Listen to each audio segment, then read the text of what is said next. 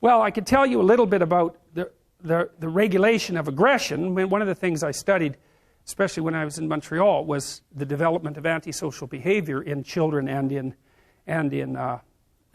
adolescence. And antisocial children, so they tend to be aggressive. Antisocial children tend to turn into antisocial.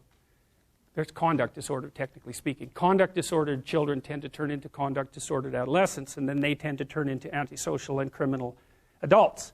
And so I can tell you a little bit about how that progresses, I think, because it's quite interesting, and it isn't what people generally think.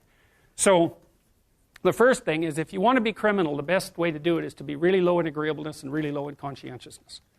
Because low in agreeableness means things are for me and not for you, and you're not going to get me to do a damn thing that I don't want to do, and I'll stand my ground. And low in conscientiousness means you can do all the work, and I'll sit back and take the benefits. And so if you have someone who's really disagreeable and really unconscientious, you have someone who's starting to border on psychopath.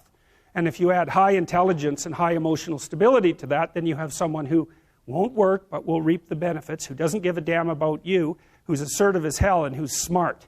And a person like that's also going to be charismatic, because extroverted, disagreeable people are kind of narcissistic, but they'll put themselves forward strongly, and if they don't show any signs of fear, that also indicates that they're confident, and it's easy for people to confuse that with competence. And that's how psychopaths get away with what they're doing, although they have to move from person to person because their reputation will track them. So anyways, back to the development